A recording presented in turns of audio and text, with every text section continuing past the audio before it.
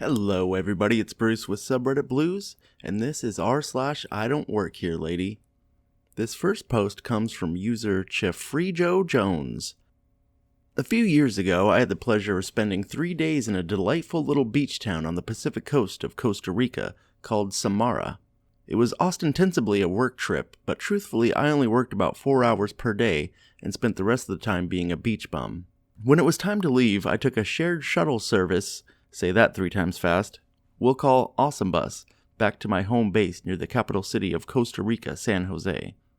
The way these shuttles work is that the routes are broken up into multiple legs of approximately 2 hours.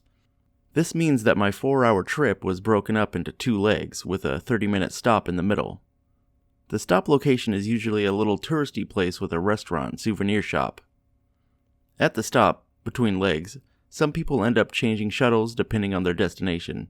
This means that sometimes the 30-minute stops actually last longer, depending on how delayed some of the other shuttles are. For the first leg of the trip, my shuttle van was completely full. In fact, it was actually overbooked by one person, which means that someone would have to ride in the passenger seat next to the driver. I recognized 2 of the other passengers. They were a couple of young Swiss guys that I met in passing earlier that week. The remainder of the passengers were members of the same family from the United States. It was a dour-looking mom and dad with their 3 kids, including a teenage boy, his sister, who appeared to be about 10 years old, and the little brother who was probably 8 years old. By appearance, they were stereotypically U.S. Americans. Since I was the only party that was traveling solo, I took the front seat without saying anything to anyone except the driver. The first leg of the trip went relatively smoothly. Mom and Dad, seated directly behind me, seemed to be in a snit with each other about something. Their kids in the back misbehaved a little bit and Mom chastised them. Then Mom and Dad went back to conversation that sounded like audio disdain. I didn't pay much attention to them because I'd arrived half doinked and was... Oh no, okay. And was having a great chat with the driver. While English is my first language, my Spanish was much better than his English, so the whole conversation was in Spanish. We talked about the Costa Rican national soccer team's deep run in the 2014 World Cup. We relived the unlikely victories over Uruguay and Italy, as well as the draw against mighty England. Then we consoled each other, remembering the quarterfinal match, when the Netherlands advanced on penalty kicks. We talked about our favorite local soccer teams. He supports the most popular domestic team in the country, Saprissa. I'm a die-hard Herediano fan. I told him that I loved jokes, and he taught me a couple of dirty jokes in Spanish that I hadn't heard before. The 2 hours passed quickly. At the end of the first leg, we stopped at a lovely restaurant for our break. I grabbed a bottle of water for the road and a mid-morning cup of coffee. I found a seat at a long bar just on the edge of the open patio, still in the shade, but with full view of the natural world just outside. The weather was beautiful, as it often is in Costa Rica. The sky was clear and the light breeze was just enough to knock the edge of the mid-morning heat. Also, I was still half doinked. I don't know why that's killing me.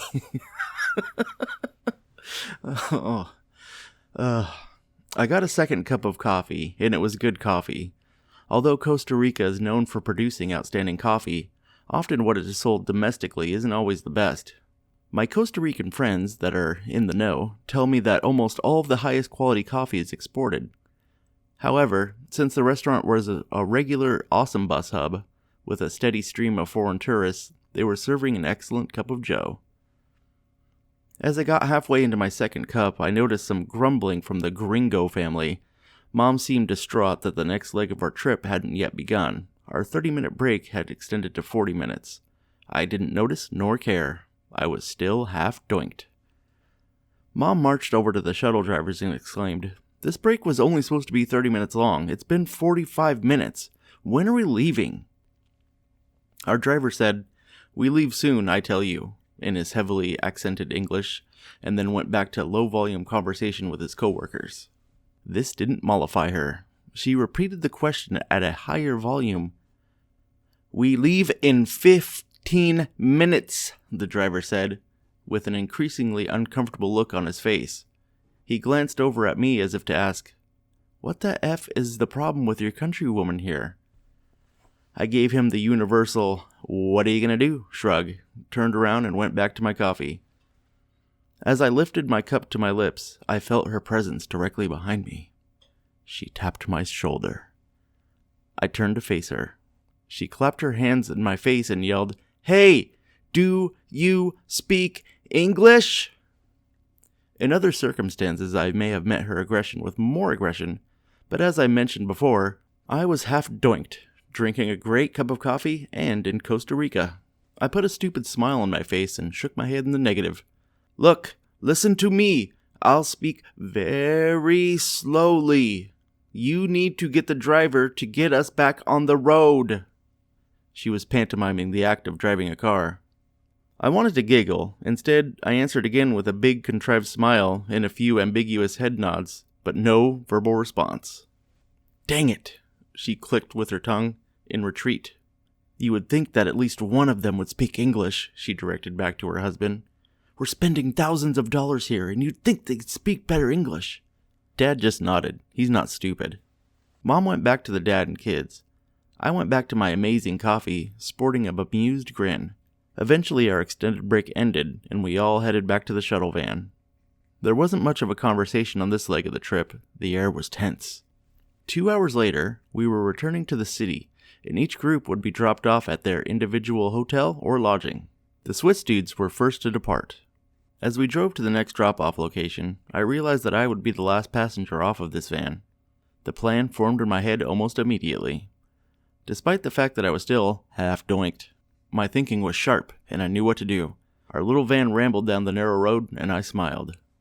When we arrived at the family's hotel, our driver jumped out to handle luggage and hopefully collect a well-deserved gratuity. I jumped out of the car too, meeting up with my friend, the driver, and the family, as they collected to take possession of their substantial suitcases. As the driver was handing over the suitcases, I stood to the side, holding one of the doors open and putting on that stupid servile smile. Dad put a couple of bills into the hand of our driver and whispered, "Gracias." As our driver was closing the doors and the family was preparing to walk into the hotel, I cleared my voice and tightened my smile. "It was a pleasure meeting you all," I addressed my audience in a baritone chirp. "I hope that you enjoyed the rest of your time in Costa Rica. Pura vida." Mom just looked at me, dumbfounded. I smiled. She coiled up, stuck out her finger, and stuttered, You speak English." She coiled up, stuck out her finger, and stuttered, You speak English. It is completely unprofessional of you to not help me when I needed help. We paid $300 for this shuttle. You can't treat your customers this way." I smiled. Her anger intensified. "I'm reporting you to Awesome Bus. What is your name?" "My name is Jeffrey Joe Jones. I'm half doinked, and I don't work here, lady." That was easily one of the best stories I've ever read on Reddit. Oh my god, half doinked. I am completely taking that and using that. Oh, that is so good. Let me know what you guys think of that story down in the comments. This next post comes from user Ambitiously Yours. Longtime lurker, the sub, first time poster. Honestly never thought it would happen to me. I was in a generic drugstore / pharmacy yesterday after work to pick up some sore muscle balm for my back. I'm 9 months pregnant and clearly heavily pregnant, doing the waddle and all, and dressed in a suit because my job requires it. Suit jacket unbuttoned because, lol, I haven't been able to close that for about 4 months now. I'm on the phone to my mom because she and I have a daily ritual of checking in with each other after work every day. I started doing it when she lived alone to make sure she was okay, then just continued doing it when she got a live-in boyfriend. As I'm walking up a random aisle to make my way to the counter to pay, talking to Mom with my cell phone in one hand, muscle balm in the other, a gentleman blocks me in the aisle and says, "Where are the razors?" Now he's looking right at me, and we're the only two in the aisle, so I know he's talking to me, but I can't imagine why. I respond with, "I'm not sure. Pardon me, though. I'd like to get by." Dude doesn't move, just stares at me for a minute. It's at this point when I have to ask my mom to hold on because I want all of my focus on this dude as I'm beginning to feel unease. Finally, "What do you mean you don't know?" I respond with, "Sir, I just came to get some muscle balm and would really like to pay for my purchase and leave. Please let me through the aisle." Then he takes another long, good look at me and finally says, You don't work here?" At this point, I'm just annoyed, tired, and wanting to get on with my life, and my stomach is too big to squeeze past him because he still has not moved, so I get kind of snippy. Sir, I'm 9 months pregnant and wearing a suit and heels while talking on a cell phone. What made you think I work here? He finally just stared at me, dumbfounded, and stepped to the side a bit, so I waddled as fast as my fat, pregnant butt could past him and booked it to the front cashier. Not super dramatic, but it really took me off guard because, well, I never thought I'd encounter someone so oblivious. Who knew? Well, that's going to do it for me tonight, guys. As usual, if you like what you see, I would really appreciate it if you guys would comment, like, maybe even subscribe. And if you don't, then, oh well, I can't win them all. Alright guys, thanks. See ya.